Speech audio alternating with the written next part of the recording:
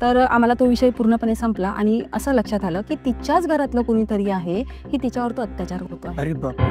आणि त्याच्यातून असं तो अत्याचार जेव्हा आमच्या डोळ्यासमोर ही सगळी हकीकत आली ना, तेव्हा अक्षरशः आम्हाला पण रडू आलं की असंही समाजात घडतं. प्रत्येक लोक तुमच्या घरापर्यंत येणार नाही, कधी कधी आपल्यालाही घराच्या बाहेर निघून तिथपर्यंत पोहोचावं लागतं. बऱ्याचशा अशा महिला होते की त्यांचे आधार अपडेट नव्हते, आधार कार्ड नाहीये, आधार कार्ड पण नव्हते काही महिलांचे. तर आता राजकीय क्षेत्रामध्ये तर लाडली बहिणीवर वेगवेगळे त्याच्यावर मतं येत मतं हे असतात, पण आम्ही त्या माध्यमातून एक संधी शोधली. एक संधी शोधली. सगळ्या संकटांना कुठेतरी प्रशासन व्यवस्था पण कुठे जबाबदार ठरते का? गावातल्या लोकांच्या व्यवस्थेला म्हणा किंवा त्यांची जी आज परिस्थिती आहे त्याला. मी नायक चित्रपटात हे असं एक उदाहरण पाहिलं होतं की नायक चित्रपटामध्ये अनिल कपूरने कंप्लेंट बॉक्स दिले होते. प्रत्येक ग्रामपंचायत हे सगळं करतं का की जी बॉडी असते ती प्रॉपर वर्क करते वगैरे वगैरे? पहा, त्या ग्रामपंचायतचा माझा खूप आगळा वेगळा अनुभव आहे. त्याच्याबद्दल मला जास्त बोलायचंच नाही आहे, कारण माझा खूप वेगळा अनुभव आहे ग्रामपंचायतचा. म्हणजे ग्रामपंचायतच्या कामाबद्दल मी उदासीन आहे, पण मला जेव्हाही अशा समस्या येतात ना, मी तेव्हा छत्रपती शिवाजी महाराजांचे नामस्मरण करते आणि त्यांचा आदर्श घेऊन काम करते, कारण मला त्यांच्याविषयी खूप आदर्श वाटतो. मी बरेचदा असं पाहिलं की बचत गटमधनं ज्या महिला पैसे घेतात, बरेचदा त्या स्वतःच्या घर खर्चासाठी किंवा कधी कधी घर बांधणीसाठी वगैरे खर्च करतात. तर असे होतं का म्हणजे गावातही असं घर बांधतात? मला असं वाटतं अलीकडे स्त्री भ्रूण हत्या वगैरेचं पण फार जागृतीकरण गावात झालेलं आहे. जय शिवराय, नमस्कार. आपण मागच्या व्हिडिओला आम्हाला ज्या पद्धतीचा प्रतिसाद आणि प्रेम दिला त्याबद्दल फार आभारी आहे.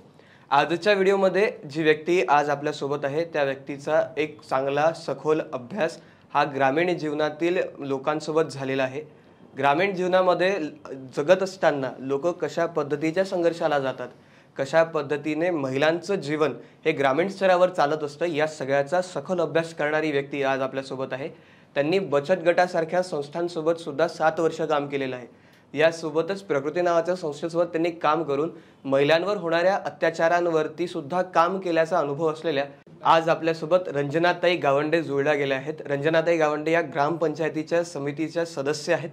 त्यांचं ग्रामपंचायतीसोबत पण काम चालू असतं आणि या सगळ्यांसोबतच समाजामध्ये सुद्धा ग्रामीण स्तरावरती या काम करत असतात.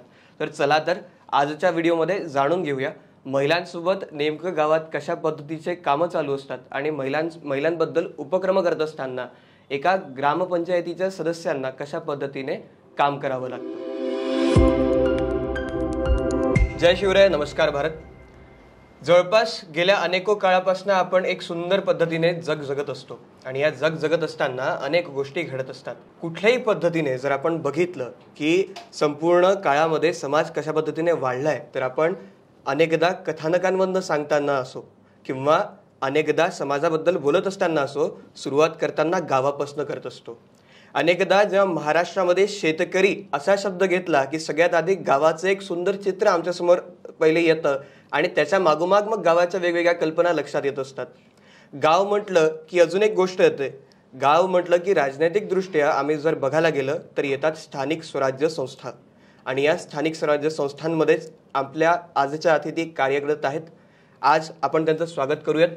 रंजनाताई आज आपल्यासोबत आहेत. नमस्कार ताई, आपण इथे आलात त्याबद्दल आभार. ताई, मुळात मला एक सांगा की हे जे संपूर्ण स्थानिक स्वराज्य संस्था आहेत किंवा ग्रामपंचायत असल्या, ग्रामसमिती असल्या, हे सगळं नेमकं काय असतं? कारण आमच्या इथे प्रेक्षकांना हेही लक्षात घेणं आवश्यक राहिलं की हे सगळं कसा कारभार असतो, हा सगळा कुठून या सगळ्याचे विचार येतात आणि कशा पद्धतीने त्यांचे कामं असतात? आपण ग्रामपंचायत लेवलवर जर विचार करतो असतात तर 3 पद्धतीच्या स्थानिक स्वराज्य संस्था आहेत. एक ग्रामपंचायत, पंचायत समिती आणि जिल्हा परिषद. गाव लेवलवर जे काम होते ते ग्रामपंचायतमध्ये होते. तालुका लेवलवर जेव्हा काम करतो तेव्हा पंचायत समितीला काम करतो आणि तीच कामे जिल्हा लेवलवर होते ते जिल्हा परिषदमधून होतात. अशा ह्या 3 प्रकारे संस्था जे आहे आपली आपली कामं करतात. ते आपण स्वतः ग्रामसमितीचे सदस्य आहे. तर नेमकं ग्रामसमितीबद्दल जर आमच्या प्रेक्षकांना जर सांगायचं असेल की कशा पद्धतीने ती काम करत असते? बघा, ग्रामपंचायत ही गाव लेवलवर काम करणारी संस्था आहे आणि ती स्थानिक स्वराज्य संस्था आहे. ग्रामपंचायतमध्ये सगळ्यात मेन रोल असतो हा सरपंचाचा आणि त्याच्या मागे असतात जे बॉडी असतो आपली ग्रामपंचायत लेवलला त्याच्यामध्ये म्हणजे गावानुसार त्यांच्या लोकसंख्येनुसार त्याची बॉडी असतं. जसं लोकसंख्या जर 8,000 असेल तर मॅक्झिमम 12-13 सदस्य असतात आणि एक सरपंच आणि त्याच्यासोबत काम करणारा एक ग्रामपंचायतचा शासकीय जो प्रशासकीय अधिकारी असतो तो म्हणजे सचिव. अशा पद्धतीनं ते ग्रामपंचायतचं काम चालत असतं. आणि मग ताई, या सगळ्यामध्ये महिलांचा जो आज सहभाग आहे, कारण आत्ताच नुकतंच ज्या पद्धतीने सरकारने सुद्धा 33% आरक्षणाबद्दल महिलांच्या सगळ्या धोरणं आखली आहेत, तर नेमका या सगळ्यांमध्ये वर्तमानात महिलांचा सहभाग कशा पद्धतीने आहे? बघा, वर्तमानामध्ये महिलांचा सहभाग आता माहिती आहे की महिला कुठल्याही क्षेत्रात कमजोर नाहीये. प्रत्येक क्षेत्रात तिने अग्रणीची झेप घेतलेली आहे. ग्रामपंचायतमध्ये पण तसंच आहे. प्रत्येक महिला ग्रामपंचायत म्हणून जसं सरपंचपदी पण आहे आणि सदस्यपदी पण आहे. पण ग्रामपंचायत लेवलला आणि जर तसा विचार करतो आहे तर महिला ही कुठेतरी कमजोर आहे. म्हणजे तिचं जे काम आहे तर ती फक्त नामधारी पद्धतीने असतं. तिथे सगळ्याच महिला काम करताना तिथे हे होईल, दिसून पडत नाही. पण कसं आहे ना, जर महिलेनं जर विचार केला तर ती खूप चांगल्या पद्धतीने तिथे काम करू शकते असं मला वाटतं. जसं तुम्ही म्हटलं की त्या नामधारी असतात, तर बरेचदा आपण अनेक वेबसिरीज मधनं म्हणा, चित्रपटांमधनं म्हणा किंवा सामाजिक स्तरावरती अनेक पुस्तकांमधनं, आणि मी मध्यंतरी अस्वस्थ नायक नावाचं एक पुस्तक वाचत होतो, त्याच्यात सुद्धा हा मुद्दा आलेला.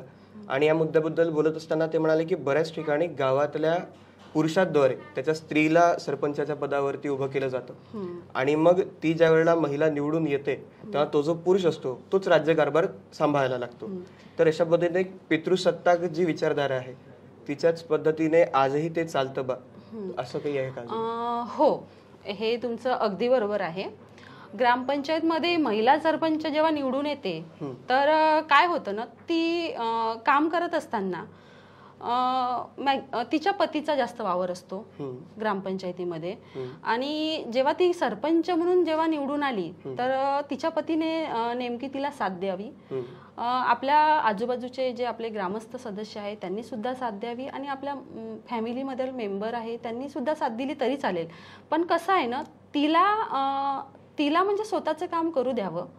तिला पतीने किंवा अदर लोकांनी तिला मार्गदर्शन करावं. बट निर्णय घेण्याचा अधिकार हा सरपंचाकडे असावा. जर निर्णय घेण्याचा अधिकार जर तिच्याकडे नसेल तर ती काम करू शकणार नाही. म्हणजे तिला कुठेतरी एक नेहमीच असं वाटेल की मी हा निर्णय घेऊ शकत नाही आणि त्याच्यामुळे तिच्या काम करण्यामध्ये कुठेतरी एक कमीपणा येईल.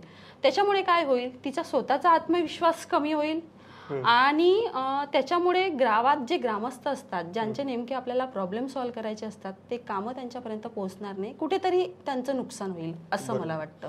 पण जर आपण आज बघितलं तर आज खरंच तेवढा दर्जा महिलांना मिळतोय का? कारण आज जरी आपण विचार केला की महिलांसाठी 33% आरक्षण आहे, आज आपण जरी पितृसत्ताक जो एक मानसिक विचार आहे लोकांचा जो गावात आजही पाहायला मिळतो, किंवा महिला स्वतःहून येऊन निर्णय जरी घेत असतील तरी त्या निर्णयाला स्वीकारायला समाज तयार होतो का? कारण बरेचदा आपण असं बघतो की स्त्री आहे ही महिला आम्हाला सांगणार आहे का बा की काय करायचं काय नाही करायचं? असं होतं. म्हणजे की महिला आहे तर म्हणजे तिला काही गोष्टी येत नाही. राजकीय याच्यामध्ये तर असं होतं की महिलेला दुय्यम स्थान आहे, प्रथम स्थान तिला अजून मिळालेलं नाही आहे. हे पण काय होतं, असं नाही आहे.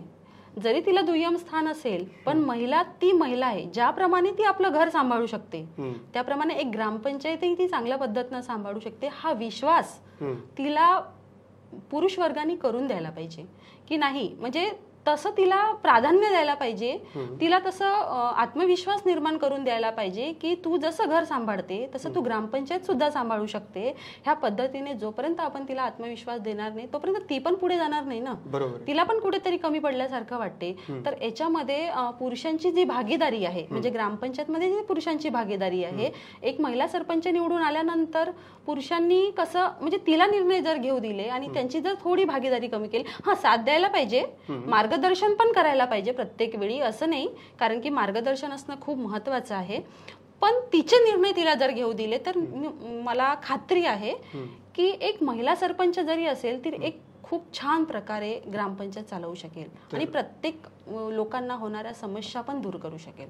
जसं तुम्ही म्हणालात की महिलांना स्वतःचे निर्णय स्वतःला घेता यायला हवे, कुठेतरी त्याच्यासाठी शिक्षणाची आवश्यकता त्या महिलांना राहील आहे. बघा, राजकीय क्षेत्रामध्ये शिक्षण किती मॅटर करते हे सगळ्यांनाच माहिती आहे. बट कसं असते ना, एक न शिकलेली महिला सुद्धा चांगल्या प्रकारे एक सरपंच होऊ शकतं ही खात्री आहे. कारण की तेवढी समज जर तिच्यामध्ये असेल आणि विशिष्ट नेतृत्व गुण असेल आणि विचार करण्याची क्षमता असते, इच्छाशक्ती असेल, तर ती खूप छान प्रकारे एक ग्रामपंचायत चालवू शकते असं मला वाटतं. अच्छा, पण जर आपण आता बघितलं की आजकाल कुठला नेता किती शिकलाय, त्याची डिग्री खरी आहे की खोटी आहे हे सगळं पाहायला जातं. पण जर आपण गावात जर गेलं आणि गावातली शिक्षण व्यवस्था जर मुळात चाचपून पाहिली तर आपल्या लक्षात येतं की गावामध्ये शिक्षणाला जे विद्यार्थी येतात त्यांची पटसंख्या घसरताना दिसते. जे शिक्षक आहेत ते तिथे मुळात ज्या ठिकाणी त्यांनी राहायला हवं तिथे ते राहत नाहीये. तर ह्या सगळ्या परिस्थितीबद्दल तुम्ही ग्रामपंचायतीचा सदस्य म्हणून किंवा भविष्यात जर तुम्ही कधी सरपंच झालात तर याबद्दल तुमचे नेमके विचार काय राहतील आणि काय उपाययोजना याच्यावरती होऊ शकतात?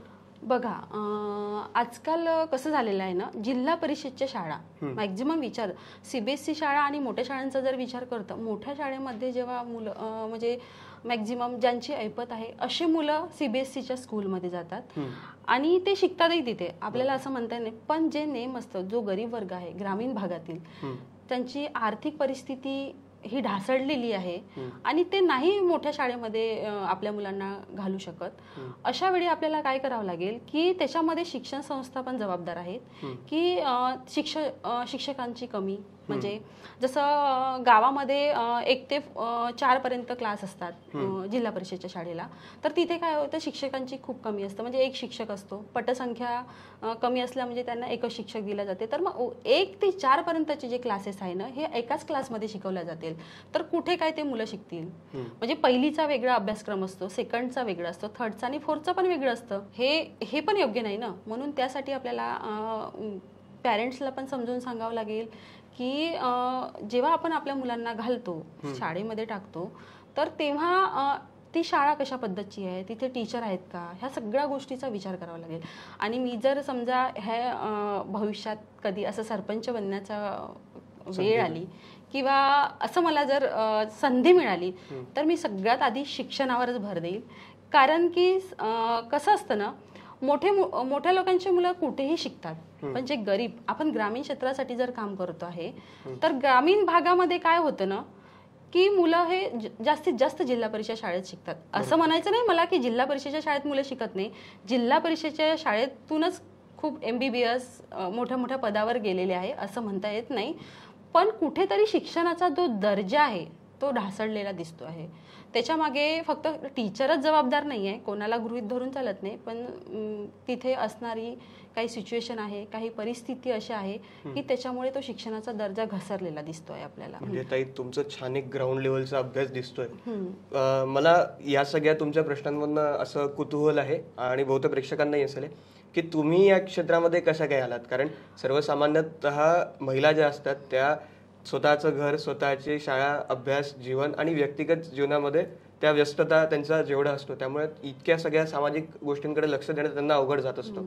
तर नेमकं महिला असताना घरही सांभाळणं आणि सोबत समाजकारणाकडे किंवा राजकारणाकडे प्रवास करणं हे कसं काय घडलं तुमच्या आयुष्यात? जेव्हा मी स्कूल टायमिंग म्हणा किंवा कॉलेजमध्ये असतानाही मला असं नेहमी जिज्ञासा असायची की मला काहीतरी बनायचं आहे. पण त्याच्यानंतर लग्न झालं, लग्नानंतर संसार आणि तो प्रवास. पण हे करता करताही मला कुठेतरी वाटलं की आपण काहीतरी वेगळं करावं. म्हणून मी छोट्या मोठ्या गोष्टीपासून समस्यांना थोडं बघत गेली. मला जाणवत गेल्या की महिलांमध्ये पण खूप समस्या आहे आणि असं करताना मला समाजामध्ये काम करण्याची सवय लागली. आणि सगळ्यात महत्त्वाचं एक व्यासपीठ मला मिळालं ते म्हणजे महिला बचत गट. महिला बचत गटामध्ये काम करत असताना मी ग्राउंड लेवलवर काम केलेलं आहे. ग्राउंड लेवलवर काम करताना मला ती महिला दिसली की ती कशा पद्धतीने ते समस्यांना झुंजत राहते आणि कशा पद्धतीने तिचे ते प्रॉब्लेम असतात. हे करता करता मग समाजकारण आणि त्याच्यातूनच एक मार्ग मिळाला तो राजकारणाचा. समाजकारण आणि राजकारण जेव्हा एकत्र येतं ना तेव्हा आपल्याला खूप छान पद्धतीने काम करता येतं. राजकारणामध्ये जाऊन म्हणजे मला समाजकारण करत असतानाच मला कुठेतरी वाटलं की राजकारणामध्ये जाऊन आपण अजून जास्तीत जास्त लोकांपर्यंत पोहोचू शकू, त्यांच्या जास्तीत जास्त समस्या जाणून घेऊ शकू, म्हणून मी राजकारणाकडे पण वळलेले आहे. बढिया. म्हणजे निदान आत्ताच्या लोकांनी समाजकारण ते राजकारणाचा प्रवास करायला सुरुवात केलेली आहे.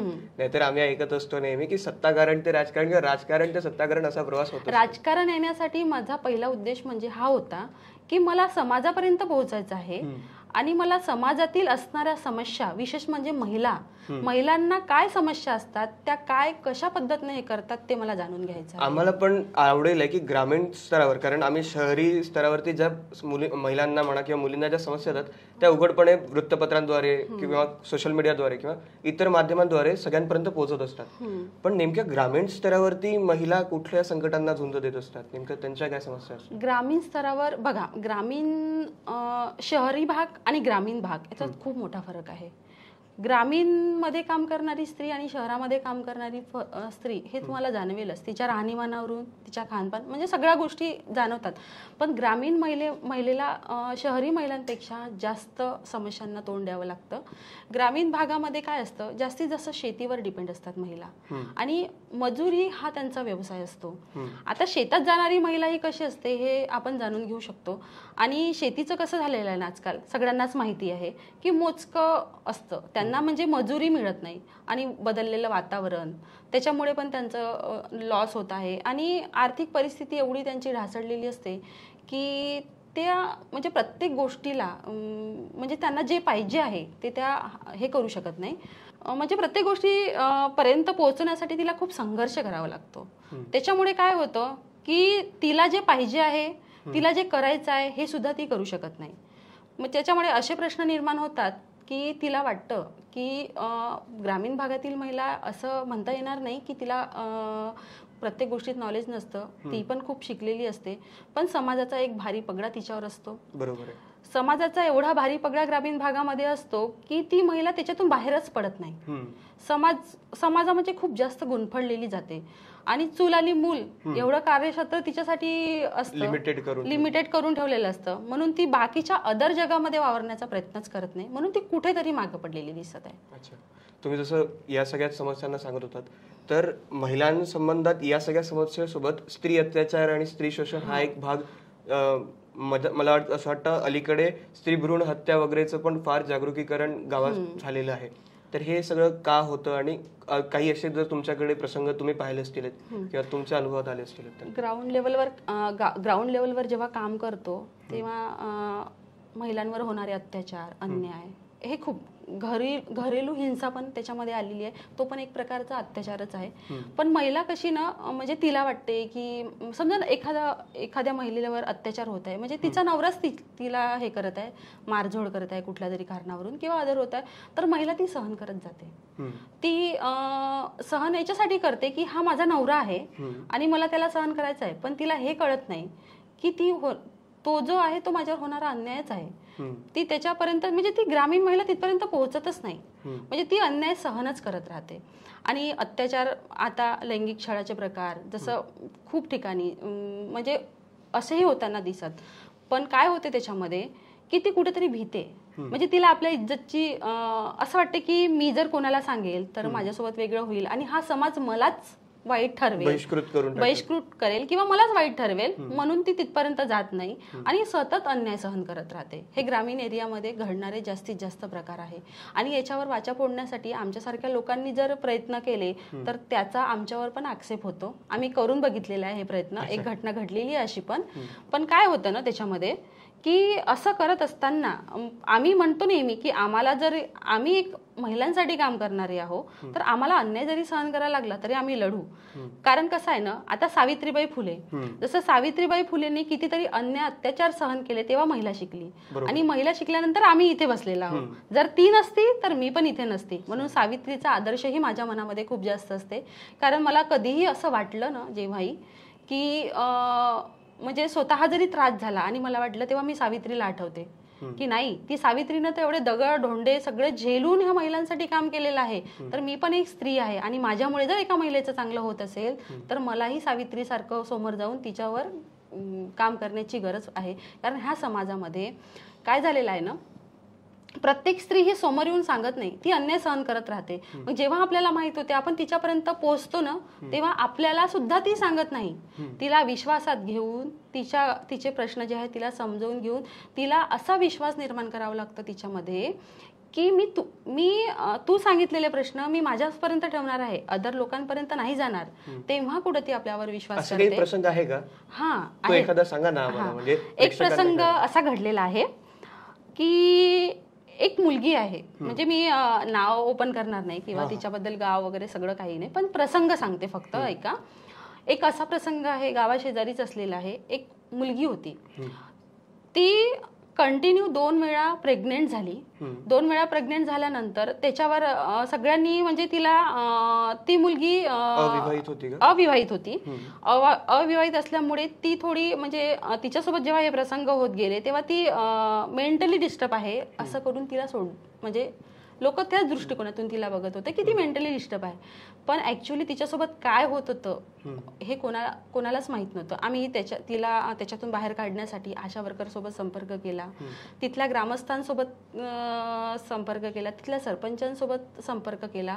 पण ऍक्च्युअली तिथं काय घडलं ना की ती लोक पण तिच्याकडे लक्ष नव्हतं देत. पण आम्ही एक समाजासाठी काम करणारं म्हणून आम्ही तो विषय एक गंभीरतेने हाताळला आणि त्या विषयावर सर्च करून त्याला योग्य पद्धतीने हाताळून आम्ही त्याच्यातलं जे मेन हे होतं म्हणजे काय विषय आहे त्याला म्हणजे कशा पद्धतीनं आम्हाला त्या मुलीला त्याच्यातून बाहेर काढता येईल.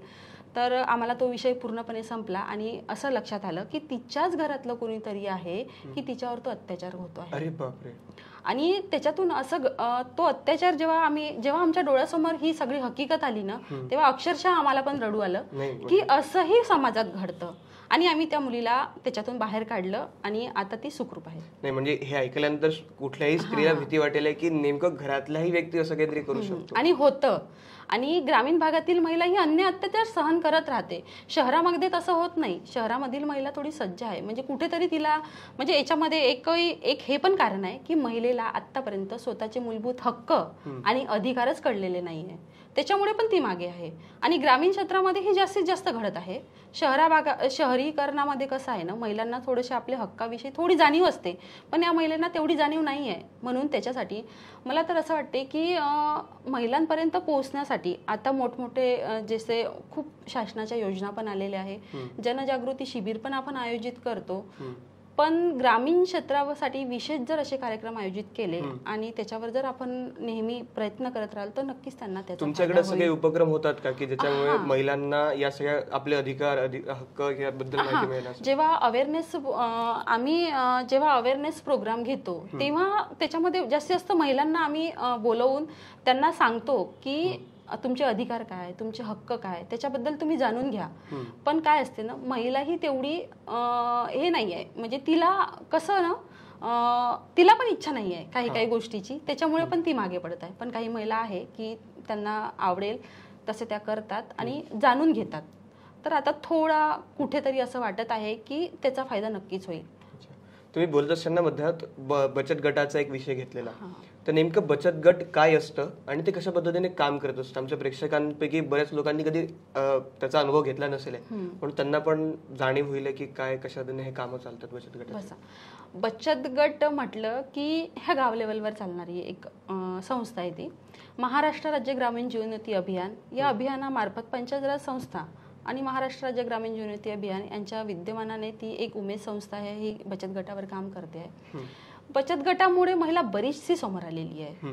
म्हणजे म्हणण्याचा उद्देश असा आहे की आर्थिक आणि सामाजिक तिच्यामध्ये खूप काही डेव्हलपमेंट झालेलं आहे, बदल झालेले आहे. कसं ती आर्थिकदृष्ट्या सक्षम होताना दिसत आहे.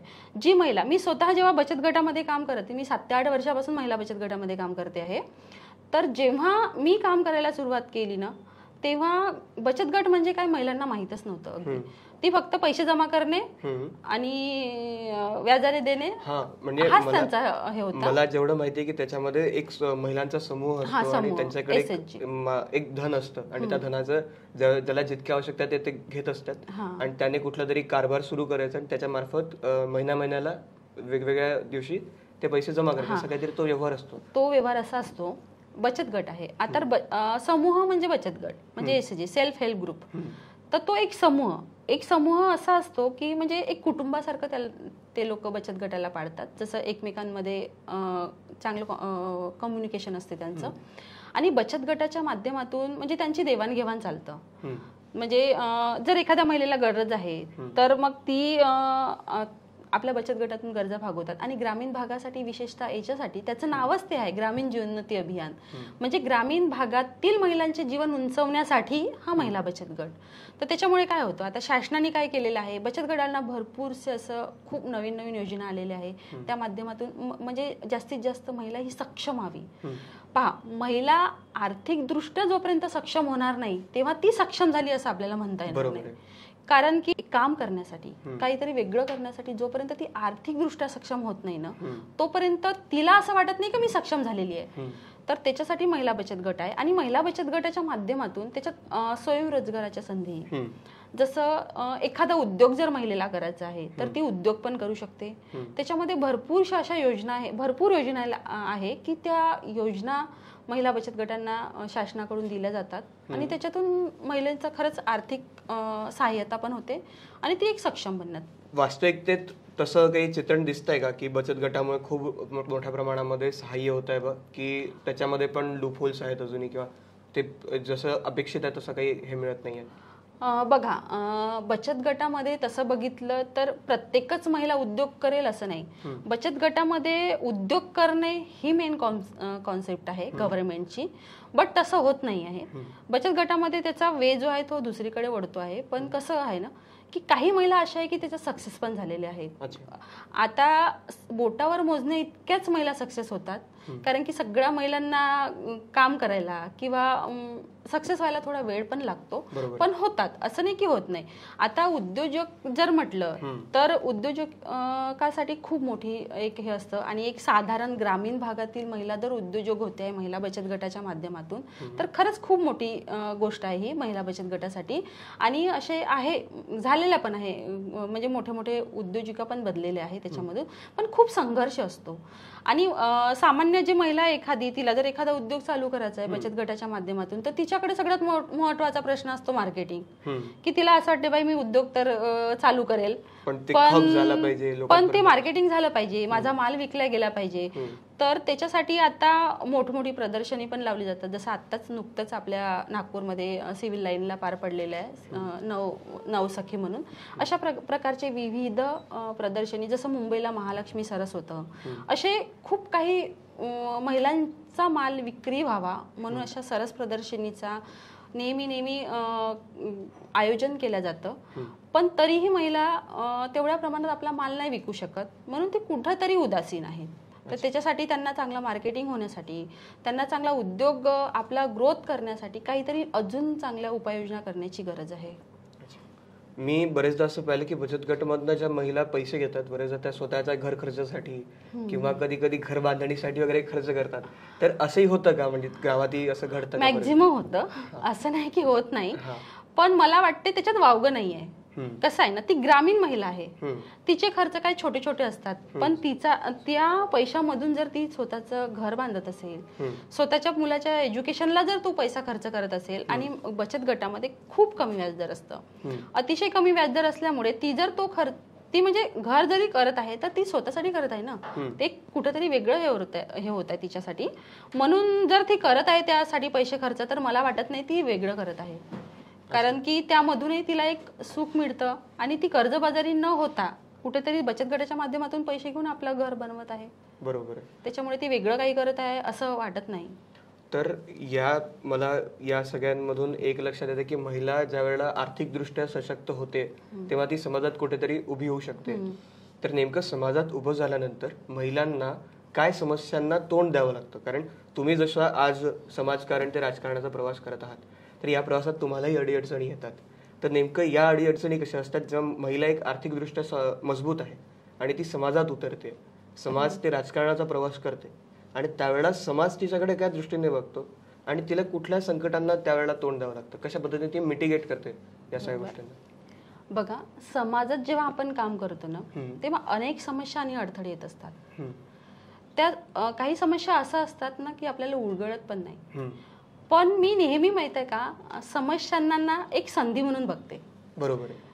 मला आणि स्वतःमध्ये असणारा आत्मविश्वास आणि इच्छाशक्तीच्या जोरावर मी त्या समस्यांना तोंड देण्याचा पण प्रयत्न करते. नेहमीच प्रत्येक येणाऱ्या समस्याला मी मात करत जाते.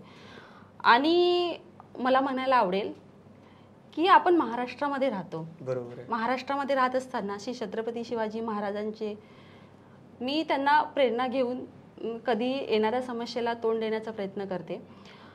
शत्रू कितीही मोठा असो आणि शत्रू कोणीही असो, कितीही बलाढ्य असो, पण आपण जर त्याच्यावर योग्य निर्णय घेऊन जर काम केलं तर कधीच असं होणार नाही की त्या समस्याला आपण तोंड देऊ शकणार नाही. बरोबर. आणि मला असं म्हणायचं आहे की जेव्हा काम करतो तेव्हा समस्या तर येणारच, पण मला जेव्हाही अशा समस्या येतात ना, मी तेव्हा छत्रपती शिवाजी महाराजांचे नामस्मरण करते आणि त्यांचा आदर्श घेऊन काम करते.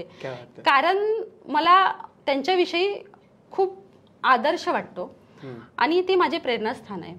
याच्यासाठी की कुठलंही काम करताना जर आपण जर काम करत आहे तर समस्या हे येणारच, पण समस्याला कशा पद्धतीने तोंड द्यायचं, तर हे जेव्हा असं वाटलं तर शिवाजी महाराजांच्या प्रतिमेला वंदन करायचं आणि त्यांचं स्मरण करायचं आणि कुठेतरी आपला मार्ग निवडायचा. त्याच्यामध्ये काय होतं की शिवाजी महाराजांचे जे विचार आहे हे ह्या पिढीपर्यंतच नाही तर येणाऱ्या लाखो पिढीपर्यंत ते पोहोचतील असं मला वाटते आणि ते समस्यांना मी तोंड देत राहते. बहुतेक तुमच्या या बोलल्यानंतर तरी लोक शिवाजी महाराजांचं चरित्र वाचायला लागतील अशी अपेक्षा करतो. मुळात हे सगळं बोलत असताना मला तुम्हाला विचारायचं की तुम्ही या सगळ्या प्रवासामध्ये काय अडचणींना गेला, एखादा असा प्रसंग तुम्हाला असं वाटलं की ही खूप मोठी अडचण या सगळ्या दरम्यान? मी जेव्हा समाजात काम करते आहे तेव्हा बऱ्याच अशा अडचणी आहे की मी त्यांना सामोरे गेलेले आहे. कधी कधी मी खचून पण गेले. पहा, जेव्हा काम करतो ना तेव्हा प्रत्येक काम सक्सेस होईल असं म्हणता येत नाही. बोटावर मोजणे इतके कामं सक्सेस होतात आणि काही कामं अशी असतात की चाहून म्हणजे मनात इच्छा असते करण्याची पण ते सक्सेस होत नाही. पण मी कधीही हारून न जाता, खचून न जाता मी आपले प्रयत्न निरंतर चालू ठेवले. आणि राहिलं समाजच कसं आहे ना, चांगलं काम केलं तरी लोक बोलतात आणि वाईट केलं तरी बोलतात. म्हणून मी माझा एकच रस्ता निवडलेला आहे की चालत राहायचं, थांबायचं नाही. पथका अंतिम लक्ष नाही चर्चा नाही खरंच. म्हणजे एक असतं ते की या सगळ्या पद्धतीने लोक विचार करतात की संकट वगैरे येत राहतील पण आपण समोर गेलं पाहिजे. पण मला एक अजून विचारायचं की तुम्ही जसं ग्रामपंचायतच्या सदस्य आहात तर तुम्हाला प्रत्येक ठिकाणी काही ना काही कार्यभार दिला जातो. प्रत्येक ग्रामपंचायत हे सगळं करतं का की जी बॉडी असते ती प्रॉपर वर्क करते वगैरे वगैरे असं? पहा, आता ग्रामपंचायतचा माझा खूप आगळा वेगळा अनुभव आहे. त्याच्याबद्दल मला जास्त बोलायचंच नाहीये कारण माझा खूप वेगळा अनुभव आहे ग्रामपंचायतचा. म्हणजे ग्रामपंचायतच्या कामाबद्दल मी उदासीन आहे. म्हणजे मला सांगायचं असं आहे की म्हणूनच म्हणते आहे मी की ग्रामपंचायतच्या कामाबद्दल मी खूप उदासीन आहे.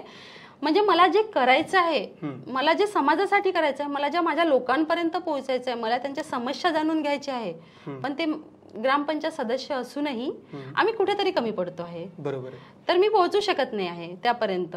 म्हणून पुढे असं काही करायचं आहे की असे कामं करायचे आहे की त्या समस्या आपण तोडू शकलो पाहिजे, त्या समस्यांपर्यंत काम करू शकलं पाहिजे. जर लोकांनी आपल्याला विश्वासाने निवडून दिलेलं आहे तर त्यांचे कामं व्हावे असं त्यांना पण अपेक्षित असतं, पण आम्ही कुठेतरी कमी पडतो आहे त्याच्यामध्ये. म्हणून आपण पुढील काम करताना कुठेही कमी पडू नये असं कुठेतरी नवीन मार्ग शोधायचा आणि जास्तीत जास्त लोकांपर्यंत पोहोचायचा आणि त्यांचे प्रश्न सॉल्व्ह करायचे आणि त्यांचे कामं करायचे. तुम्ही जर सरपंच झाले असता तर तुमचं काय हे असता विचार असता गावाला घेऊन किंवा ग्रामपंचायतीला घेऊन? मी जर सरपंच झाले असते तर मी सगळ्यात आधी ना लोकांना काय समस्या आहे ते जाणून घेतलं असतं. म्हणजे जेव्हा लोक आपल्याला सरपंच म्हणून निवडून देतो तर लोकांच्या काही अपेक्षा असतात आपल्याकडनं. बरोबर आहे. आणि आपण जेव्हा सरपंच म्हणून निवडून आलो, विराजमान झालो, तेव्हा त्यांच्या लोकांच्या ज्या अपेक्षा आहे ह्या आपण कम्प्लीट करायला पाहिजे. बरोबर. ऍक्च्युली असं होत नाही, सरपंच बनल्यानंतर खूप काही वेगळं होऊन जाते, पण मला तसं नाही करायचं आहे. मला त्या समस्यापर्यंत पोहोचायचं आहे, मला लोकांपर्यंत पोहोचायचं आहे की त्यांच्या समस्या काय आहे मला जाणून घ्यायचं आहे. कारण त्याच्यासाठी आता मॅक्झिमम 7-8 हजार 9 हजार लोकसंख्येचं गाव असते, तर तिथे प्रत्येकापर्यंत पोहोचता येणार नाही. मग त्याच्यासाठी मला नवीन नवीन उपक्रम राबवावे लागतील. त्याच्यासाठी लोकांच्या समस्या माझ्यापर्यंत येण्यासाठी मला जे उपक्रम करता येईल ते उपक्रम मी करील. त्याच्यामध्ये सगळ्यात महत्त्वाची गोष्ट आहे कंप्लेंट बॉक्स. आपल्या ग्रामपंचायतला कंप्लेंट बॉक्स लावायचा आणि सगळ्यांना सांगायचं की बाबा तुमच्या ज्याही समस्या असेल तिथे तुम्ही टाका आणि प्रत्येक हप्त्याला त्या ज्या समस्या आपण उघडायच्या आणि बघायचं की कोणाला काय समस्या आहे. त्याच्यातून बऱ्याचशा लोकांपर्यंत आपण पोहोचू शकू. मी नायक चित्रपटात असं एक उदाहरण पाहिलं होतं की नायक चित्रपटामध्ये अनिल कपूरने कंप्लेंट बॉक्स दिले होते. अच्छा, मला तेवढं हे नाही आहे, पण ही माझे विचार आहे की लोकांपर्यंत पोहोचण्यासाठी, म्हणजे मला हे म्हणायचं आहे मेन की मला लोकांपर्यंत पोहोचण्यासाठी काय करता येईल तितकं करण्याचा प्रयत्न करेल. शेतमजुरांबद्दल तुमचं काय मत आहे की शेतमजुरीमध्ये पण महिला असतात आणि त्यांना त्यांच्या घरासोबत त्यांच्या मुलांसोबत शेतमजुरी पण करायची असते, तर मग त्यांचं जीवन कसं आहे आणि त्यांच्या जीवनाचं चांगलं करण्यासाठी काय उपाययोजना केल्या जाऊ शकतात? अच्छा, शेतमजूर बघा, ग्रामीण भागामध्ये जास्तीत जास्त व्यवसाय म्हणजे शेती व्यवसाय आणि त्याच्यात कामाला जाणारी महिला म्हणजे शेतमजूर. तर शेतीमध्ये जास्तीत जास्त महिला राबत असते, कारण शेतीवरच ग्रामीण जीवन जास्तीत जास्त डिपेंड आहे, हे सगळ्यांनाच माहिती आहे. पण शेतीमध्ये काम करत असताना म्हणजे आता बदलते वातावरण, येणाऱ्या समस्या, तर पुरेसा मोबदला तिला मिळत नाही. त्याच्यामुळे तिची आर्थिक परिस्थिती ही ढासळत चाललेली आहे. त्याच्यामुळे काय होते, तिच्या ज्या गरजा आहे, तिला जे करायचं आहे हे कुठेतरी ती करू शकत नाही. म्हणून आता शेती व्यतिरिक्तही त्या महिलेला जर आपण स्वयंरोजगाराच्या काही प्रशिक्षण दिले, जनजागृती शिबिरं तयार केली, म्हणजे जनजागृतीच्या शिबिराच्या माध्यमातून जर तिला अवेअरनेस प्रोग्राम आपण हे केले, तर ती शेती व्यतिरिक्तही अदर व्यवसाय करेल, म्हणजे तिची जी आर्थिक परिस्थिती आहे हे कुठेतरी उंचावेल असं मला वाटतं. मग या सगळ्या ग्रामीण जीवनामध्ये तुम्ही जे काम केलेलं आहे त्या सगळ्या दरम्यान मला सांगा की अशा कुठले प्रॉब्लेम्स तुम्हाला दिसलेत की ज्याच्यावरती तुमच्याकडे आता या घटकेला सोल्युशन्स रेडी आहेत, असं काही आहे का? प्रॉब्लेम भरपूर आहेत, पण आता जसं एखादी महिला आहे, तिचा पती नाही आहे, तिला 2 मुलं आहेत, तर तिला जर शेती व्यतिरिक्त तिच्याकडे दुसरं काहीच नाही, म्हणजे साधन नाहीये आणि शेतीत काम केल्याशिवाय तिला पर्याय नाही. जर ती महिला जर कुठेतरी 4-8 दिवसासाठी तिची प्रकृती ठीक नसेल, तिला शेतात जाता येत नसेल, तर तिच्यावर खूप मोठा असं गंभीर संकट येतं, आर्थिक संकट येतं आणि तिला असं वाटतं की कुठेतरी मी कमजोर पडलेली आहे. तर अशा वेळी जर तिला आपण कुठलं म्हणजे एखाद्या स्वयंरोजगाराच्या माध्यमातून रोजगाराची संधी जर आपण तिला उपलब्ध करून दिली, तर तिच्यावर येणारं जे आर्थिक संकट आहे तर हे कुठेतरी आपल्याला थांबवता येईल. आणि हे सगळं असताना ज्या पद्धतीने महिला या सगळ्या क्षेत्रात येतात आहेत, तर कुठला आशावाद गावातल्या महिलेसाठी असू शकतो की शहरातल्या महिलेला पाहून, किंवा आज ज्या पद्धतीने पार्लमेंटमध्ये महिला मंत्री आहे, अर्थव्यवहार सुद्धा सांभाळते आहे, किंवा महाराष्ट्र राज्यात सुद्धा महिला मंत्र्यांचा सहभाग आहे, तर गावातल्या महिलांना जर राजकारणात आणायचं असेल, समाजकारणात आणायचं असेल, तर काय संदेश दिला जाऊ शकतो की कुठला विश्वास त्यांच्या आतमध्ये निर्माण केला जाऊ शकतो? गावातील महिलांना आधी तर तिला जे चूल आणि मूल एवढंच कार्यक्षेत्र तिनं आपलं सीमित करून ठेवलेलं आहे, तर त्याच्यातून तिला बाहेर काढावं लागेल.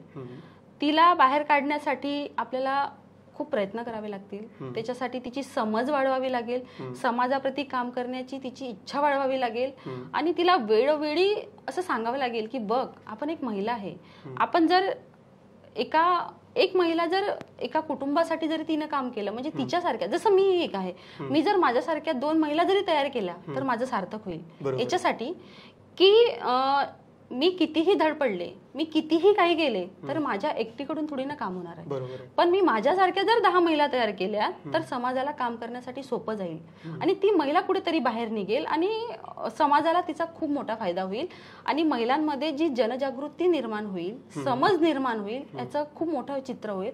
त्याचा फायदा नक्कीच आपल्या गावाला होईल आणि त्याच्यातून काय होईल, तिचा जो समज वाढलेला आहे तर त्याच्यातून ती एक वेगळ्या दिशेनं वाटचाल करेल आणि कुठेतरी आपलं अस्तित्व पण निर्माण करेल. या सगळ्या संकटांना कुठेतरी प्रशासन व्यवस्था पण कुठे जबाबदार ठरते का? गावातल्या लोकांच्या व्यवस्थेला म्हणा किंवा त्यांची जी आज परिस्थिती आहे त्याला? प्रशासन व्यवस्था जबाबदार पडते म्हणजे असं तेवढं म्हणता येणार नाही, कारण शासकीय योजनेचा लाभ हा गावागावापर्यंत पोहोचलेला आहे. तर त्याच्यामध्ये कसं आहे ना की प्रशासन आता एखादं कुठली योजना आहे किंवा प्रशासन आहे, त्याचं मेन कसं असतं ना, प्रत्येक घरापर्यंत ती पोहोचते. पण आपल्याला पण तेवढी समज असावी की ती जी योजना आहे किंवा ते कुठलंही काही गव्हर्नमेंटचं किंवा कुठलंही एखादं काही आलेलं आहे, तर आपली महिला ती तेवढी अवेअरनेस असावी की ती योजना कोणासाठी आहे, ती माझ्यासाठी आहे का की माझ्या आजूबाजूच्या लोकांसाठी आहे.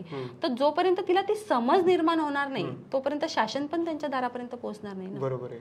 आणि जर आपल्याला कुठल्याही गोष्टीचा जर फायदा घ्यायचा असेल तर आपल्यालाही तेवढी इच्छा दाखवावी लागेल बाहेर निघण्यासाठी आणि ते करून घ्यावी लागेल. प्रत्येक लोक तुमच्या घरापर्यंत येणार नाही, कधी कधी आपल्यालाही घराच्या बाहेर निघून तिथपर्यंत पोहोचावं लागेल. अगदी बरोबर आहे. पण शासनाने जरी योजना आणल्या तरी शासनाच्या योजनेसाठी काही कागदपत्र लागतात. गावातल्या महिलांकडे ती कागदपत्र आहेत का? तुमचा काय अनुभव राहिला? जेव्हा आम्ही एका गावामध्ये सर्वे केला, जेव्हा न्यूट्रिशन गार्डन म्हणजे आत्ताची जे आपण खातो आहे, जे खातो आहे ते कुठेतरी केमिकल युक्त आहे आणि त्याच्यामुळे खूप मोठ्या बिमाऱ्या वाढलेल्या आहे. म्हणजे महिलांचं आरोग्याच्या दृष्टिकोनातून ते न्यूट्रिशन गार्डन म्हणून ती हे केलं होतं प्रोग्राम. तर त्याच्यामध्ये असं लक्षात आलं, आम्ही सर्वे केला, त्या सर्वेमध्ये असं लक्षात आलं बऱ्याच अशा महिला होत्या की त्यांच्याकडे बँक खाते नव्हते, बऱ्याचशा अशा महिला होत्या की त्यांचे आधार अपडेट नव्हते, आधार कार्ड पण नव्हते काही महिलांचे. मग आता करायचं काय, तर आम्ही त्यांना म्हणजे काय करायचं, तर महिलांना एक कुठंतरी एक वेगळं हे करायचं म्हणून लाडली बहिणीच्या माध्यमातून आम्ही त्यांना त्यांचे आधार कार्ड, त्यांचे पासबुक, हे अकाउंट जेही असतात ना ते डॉक्युमेंट्स आम्ही त्यांना तयार करायला लावले आणि त्यांना त्यांचा कुठेतरी खूप मोठा फायदा झाला. म्हणजे आजच्या तारखेला लाडली बहिणीवरती बाकी सगळे आरोप होत असताना हा एक फायदा दिसतो. आम्ही करून घेतला. ते असो काही कसं असतं, आता राजकीय क्षेत्रामध्ये तर लाडली बहिणीवर वेगवेगळे विचार मत येत हे असतात, पण आम्ही त्या माध्यमातून एक संधी शोधली. एक संधी शोधली म्हणजे आम्हाला महिलांना संधी शोधून आम्ही ते त्यांचे डॉक्युमेंट्स तयार करून घेतले. असं नाही, उत्तम. म्हणजे असे पण उपक्रम चालतात हे सुद्धा लोकांना माहिती नाही. म्हणजे कोण विचार करत असेल की गावातल्या महिलांकडे आधार कार्ड सारखी वस्तू नाही. खूप महिला आणि आधार कार्ड त्यांचे अपडेट नाही, त्यांचं बँक पासबुक नाही, असे कितीतरी म्हणजे असं जे जीवनावश्यक डॉक्युमेंट्स आहे हे गरजेचे आहे हे सुद्धा महिलांकडे नसतात. जेव्हा आम्ही ग्राउंड लेवलवर जेव्हा काम करतो ना तेव्हा आमच्या हे लक्षात येतं सगळ्या गोष्टी. एखादं असं ग्राउंड लेवलवरचं तुमचा काही असा उपक्रम आहे का की जो लोकांपर्यंत पोहोचला पाहिजे असं तुम्हाला वाटतं? ग्राउंड लेवलवरचे उपक्रम म्हणजे बघा, जसं जे काम करतो आहे म्हणजे आता माझं काम म्हणजे जास्तीत जास्त मी महिलांसाठी काम करते म्हणून मी महिलांवर जास्त फोकस असतो माझा की ही महिला आहे, हिला कुठलं आता जर एखादी महिला आहे ती जर अडचणीत आहे तर मी तिच्यासाठी धावून जाणार. इव्हन तिला मी कितीतरी महिलांना रोजगाराच्या सुद्धा संधी उपलब्ध करून दिलेल्या आहे. तर त्यांना आर्थिक परिस्थिती ही नसेल तर कुठेतरी तिला रोजगार मिळावा म्हणून त्याच्यासाठी पण आम्ही तिला तिथपर्यंत पोहोचवणे, तिला ती संधी मिळवून देणे हे पण उपक्रम केले. छोटे छोटे त्यांना आता जसं विधवा पेन्शन योजना आहे, असे जे छोटे मोठे जे शासनाच्या ज्या योजना आहे ह्या योजना आम्ही त्यांच्यापर्यंत पोहोचवण्याचा प्रयत्न केला. अच्छा, आजच्या स्त्रीकडे बघत असताना मग ती गावातली असू शकते, ती नगर परिषदेची असू शकते किंवा ती जिल्हा परिषदेची असेल, तुम्ही त्यांच्याकडे बघत असताना एक स्त्रीला काय संदेश द्याल? आणि एक सरपंच म्हणून महिला जर तुम्हाला मी म्हटलं की तुम्ही आता या क्षणाला सरपंच आहात तर या गावातल्या नगर परिषदेच्या आणि जिल्हा परिषदेच्या ज्या महिला आहेत त्यांच्यासाठी तुमचा काय संदेश राहील? माझा हा संदेश आहे सगळ्यांसाठी की आपण कुठल्याही पदावर जर आहोत तर त्या पदाचं आपण नक्कीच सोनं करून घ्यायला पाहिजे संधीचं.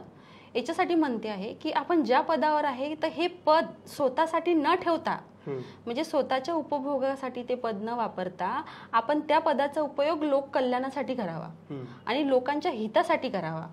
कारण की आपण जेव्हा असं करू ना तेव्हा नक्कीच लोकांना आपल्यावर विश्वास येईल आणि त्यांना एक कुठेतरी असं निर्माण होईल त्यांच्या मनामध्ये की जे आपण करतो आहे, जे काम करतो आहे की हे काम हे त्यांच्यासाठी आहे. आणि कुठलंही पद हे तात्पुरतं पद असतं म्हणून पदाचा आव न आणता ते नेहमी लोकांच्या सेवेसाठी अर्पण करावं असं मला वाटते.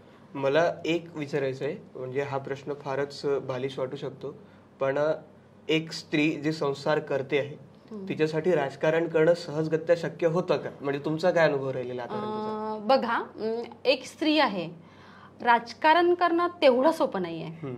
म्हणजे माझ्या मते तरी जर आपल्याला राजकारणात जायचं असेल तर संसार, मुलं आणि बाकीचं अदर भौगोलिक परिस्थिती, जे बाकीच्या गोष्टी असतात आजूबाजूच्या, समाज, याला सगळ्यांना तोंड देऊन समोर जावं लागते आणि राजकारण करावं लागते. राजकारण करत असताना बऱ्याच अशा अडचणी असतात की त्याचा कधी कधी उलगडा पण आपल्याला होत नाही. समाज वेगळा बोलतो, काय म्हणते, घरचे लोक वेगळे बोलतात. पण काय असतं ना, जर आपल्यामध्ये प्रचंड आत्मविश्वास असेल ना आणि इच्छाशक्तीच्या जोरावर येणाऱ्या प्रत्येक समस्यांवर आपण तोंड देत जातो. बरोबर आहे. म्हणजे अक्षरशः घरापासून स्त्रीसाठी एक युद्धभूमी तयार होऊन जाते असं आहे. बरोबर. एक शेवटचा प्रश्न, जर सरपंच म्हणून तुम्हाला संधी दिली आहे की कशा पद्धतीने येणाऱ्या काळामध्ये तुम्ही काम करणार आहात, तर महिला म्हणून, आणि मला असं वाटतं की स्त्री पुरुष समानता आज काळाची गरज आहे, तर महिलांच्या परिस्थिती उंचावत असताना कुठेतरी स्त्री पुरुष दोघांनाही भागावरती आणण्यासाठी काय करता येऊ शकतं? बघा कसं आहे, 73 आणि 74व्या घटना दुरुस्तीनुसार पंचायत राज संस्थेमध्ये समान अधिकार दिलेले आहेत स्त्री आणि पुरुषांना. बरोबर. पण पंचायत राज संस्थेमध्ये असं दिसत नाही, कुठेतरी तालमेल दिसतो. जेव्हा स्त्रीला एक सरपंच म्हणून जेव्हा काम करण्याची वेळ येते, आपण याच्या आधी पण थोडं बोललो त्या विषयावर, तर तिला कुठेतरी डावललं जातं. तिला काम करताना, म्हणजे मार्गदर्शन हे घरच्या लोकांचं हवं असं म्हणत नाही, पण मार्गदर्शन करताना तिला स्वतःचे निर्णय घेण्याची संधी द्यावी, तिला स्वतः निर्णय घेऊ द्यावे आणि त्या निर्णयातून तिचा प्रचंड आत्मविश्वास वाढेल, काम करण्याची इच्छा वाढेल आणि ती सरपंच पदावर असल्यानंतर त्याचा खूप मोठा फायदा हा लोकांना होईल. म्हणजे ती त्यांच्यापर्यंत पोहोचेल आणि त्याच्यामध्ये जर घरचे लोक जर आपल्याला वारंवार म्हणजे निर्णय घेण्यासाठी कुठेतरी खच्चीकरण करत असेल, तर त्यामुळे काय होईल, तिचं खच्चीकरण होईल आणि समाजासाठी तिला जे काम करायचं आहे, तिला कुठेतरी लोकांसाठी काम करायचं आहे, तर तो निर्णय घेण्यामध्ये ती मागे पडेल. एका स्त्रीला जर तुम्हाला मी जर तुम्हाला एक अशी संधी दिली की समोर एक स्त्री आहे, जे प्रेक्षक आहेत ते स्त्रिया आहेत सगळ्या, आणि त्यांना तुम्हाला राजकारणात यायला म्हणून प्रवृत्त करायचंय किंवा समाजकारणासाठी प्रवृत्त करायचंय, तर ते तुम्ही कसं कराल? काय त्यांच्याशी तुमचा संवाद राहील? मी प्रत्येक स्त्रीला समाजकारणात आणि राजकारणात आणण्यासाठी नेहमीच माझा प्रयत्न असेल. कारण जेव्हा आपण घराच्या बाहेर पडतो आणि खूप अशा महिला आहे, त्यांची इच्छा असते, असं नाही की नसतात, सगळ्याच महिलांना घरात राहणं आवडत नाही, काही महिलांना यावं वाटतं, पण काही घरची परिस्थिती किंवा ती भीते कुठेतरी, म्हणून ती राजकारणात यासाठी डगमगते किंवा तिला कुठेतरी भीतीचं वातावरण असतं. पण मी प्रत्येक स्त्रीला एकच संदेश देईन की तुम्ही राजकारणात येण्यासाठी कुठेही भेऊ नका. राजकारण करत असताना, आणि राजकारण येण्यामागे एक की लोक म्हणतात राजकारण हे चुकीचं असतं, राजकारणात चिखलात पाय टाकल्यासारखं असतं, पण मला असं कुठेही वाटत नाही. राजकारणाच्या माध्यमातून ज्या महिलेला खरंच समाजासाठी काम करायचं आहे, लोकांपर्यंत जर पोहोचायचं असेल, तर राजकारण हा खूप चांगला एक आपल्यासाठी मार्ग आहे.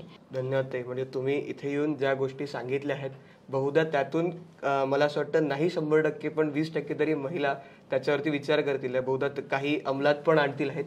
तर आपण इथे आलात आणि तो जो वेळ तुम्ही दिला आहात तो फार महत्त्वाचा होता आणि मी त्याबद्दल तुमचा आभारी आहे. आणि पूर्ण आमच्या टीमतर्फे जर तुम्हाला कुठेही काही अडचण झाली असेल तर त्याबद्दल आम्ही दिलगिरी व्यक्त करतो. मी पण धन्यवाद व्यक्त करते. तुम्ही मला इथे बोलवून घेतलं आणि अतिशय म्हणजे मला जे वाटत होतं, म्हणजे ते अतिशय अचूक अशा पद्धतीने माझ्याकडून तुम्ही बोलून घेतलं. कुठे माझ्या पण चुका झाल्या असतील म्हणजे बोलताना, तर मी पण त्याच्यासाठी क्षमा मागते. तर प्रेक्षक तुम्ही बघितलं की कशा पद्धतीने आजच्या घटकेला ग्रामीण स्तरावरती सगळ्या पद्धतीने महिलांच्या स्तराला वर करण्याकरता महिला स्वतः पुढे येऊन काम करत आहेत. अशाच महिलांच्या अनेक कथा आजही गावागावांमध्ये अजूनही लपून आहेत. आम्ही प्रयत्न करत असतो की विविध माध्यमातून नवीन नवीन लोकांना सगळ्यांसमोर उभं करता यावं. आपणा सर्वांसमोर अशा अनेक कथा पुढेही येत राहतील आणि या सगळ्या गोष्टींना जाणून घेण्याकरता आणि ऐकण्याकरता आपणही आमच्या चॅनलला लाईक, सबस्क्राईब आणि शेअर करायला विसरू नका. मी वेदांग सट्टे आपली रजा घेतो. जय शिवराय.